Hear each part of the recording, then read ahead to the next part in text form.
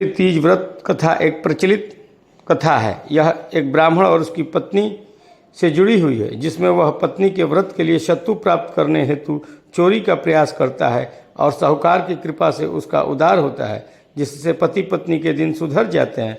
यह व्रत भाद्रपद माह के कृष्ण पक्ष की तृतीया तिथि को मनाया जाता है और इसमें भगवान शिव और माता पार्वती की पूजा की जाती है पूरे विधि विधान से, जिसका उद्देश्य सुहाग की लंबी आयु और अखंड सौभाग्य प्राप्त करना है।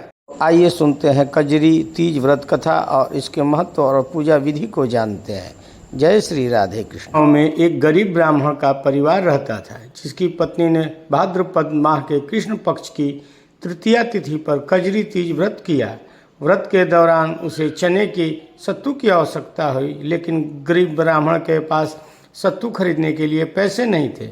अपनी पत्नी की बात सुनकर उसने सत्तू का प्रबंध करने का फैसला किया और रात में साहूकार की दुकान में घुस गया।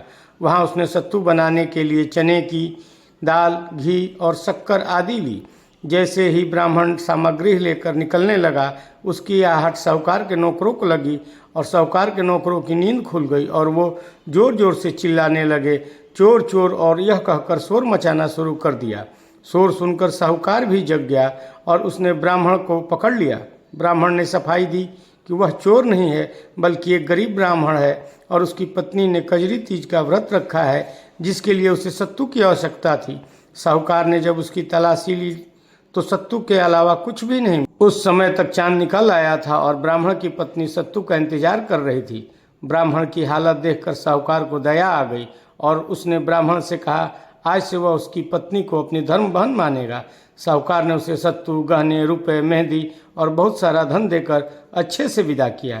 इसके बाद ब्राह्मण और उसकी पत्नी ने मिलकर कजरी माता की विधि विधान से पूजा अर्चना की। उस दिन से ऐसी मान्यता है कि जिस तरह से गरीब ब्राह्मण के दिन सुधर गए, उसी तरह से माता कजरी की पूजा करने वाले सभी भक्तों के दिन अच्छे से गुजरते हैं और उन्हें हर तरह का सुख प्राप्त होता है और वो सौभाग्यशाली बनते हैं।